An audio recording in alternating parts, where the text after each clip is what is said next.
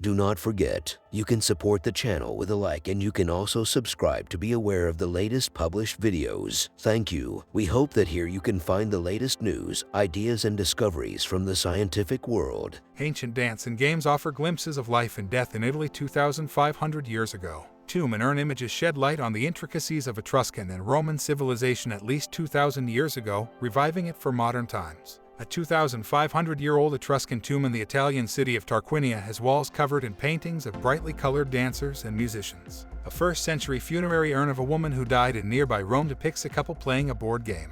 While tombs and urns might seem to be unlikely places to find scenes of people dancing or playing board games, in classical antiquity they conveyed important messages about personal relationships and society. Game of seduction. The Roman marble urn, for example, bears an inscription identifying the deceased woman as Margaris, a slave of Marcus alias Herma. The couple is playing Little Soldiers, a game of strategy symbolizing seduction, and Margaris is winning. The image of the board game shows intimacy between the couple, said Veronique Dason, professor of classical archaeology at the University of Fribourg in Switzerland.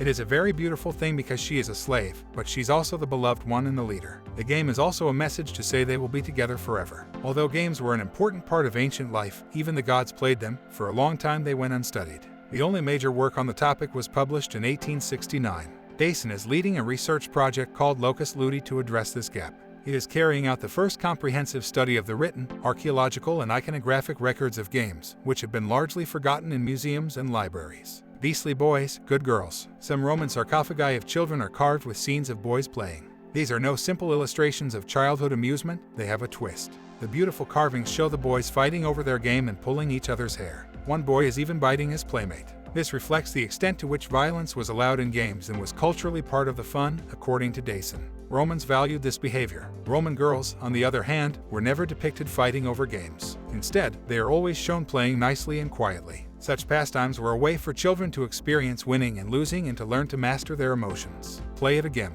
In addition to studying the hidden messages in the images of games in ancient Roman as well as Greek art, the Locus Ludi team has recreated some and made them available to play online. The Little Soldier's amusement played by the slave and her lover is the only Roman strategic board game described in detail in Roman literature. The researchers used these descriptions and archaeological finds to recreate the rules of the game so that it can be played again today, along with several other ancient pastimes that have been made accessible to modern-day players. The aim is to help integrate ancient games as cultural material in school and university programs today, according to Dason.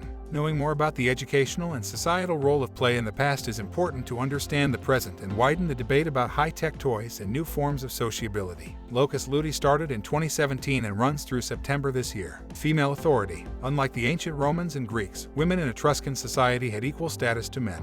The Etruscans controlled central Italy before the region became part of the Roman Empire. Many of their rituals were adopted by the Romans. The Greeks were shocked by the status that Etruscan women had and described them as women of ill repute, said Dr. Audrey Gowie, an archaeologist specializing in pre-Roman Italy at the University of Lille in France. Scenes painted in underground tombs in Tarquinia not only show women and men dancing together as equals, they also depict the females as leaders in their community. The dancers are performing an ancient funeral ritual. A woman playing castanets leads them. Bands of sacred cloth are draped over her arms, a symbol of her religious authority. This woman controlled the ritual, said Gowie, who was the first person to study Etruscan dance. The castanet player led people through the ritual's different stages. She opened up a connection between the world of the living and the world of the dead, helping the deceased pass through. Dance at a funeral also served people coping with grief, according to Gowie. Dance has a psychological effect on the body that helps to heal after a death, she said. Gowie studied textiles and Etruscan art as part of a project called TEXDANCE, which ended in 2021, and published a book on the subject last year. Costume signals. She said researching the dancers' clothes in paintings and carvings reveals a lot about their movements and the sounds they made. Through the clothes we can see the different phases of the dance, Gowie said. The garments in the tomb show that the dancers move slowly at first, then spin and leap faster and faster. Gowie, herself a dancer, is planning to recreate these clothes and make a video of their movements to show how the ritual might have been performed. In addition to clothes, male and female dancers wore bracelets and belts, which would have jangled as they moved. The women's accessories may have given light, high-pitched sounds. The men's belts bore larger objects that may have sounded like a low-pitched rattle. The possible differences of sound between young men and women in dance led Gaui to think that there may have been a sort of gender soundscape in Etruscan dance. The Tarquinian tombs fascinate me because the Etruscans created an envelope of paintings around their dead to protect them for all eternity, she said. They are full of representations of joy, of life, and they tell us so much about Etruscan society.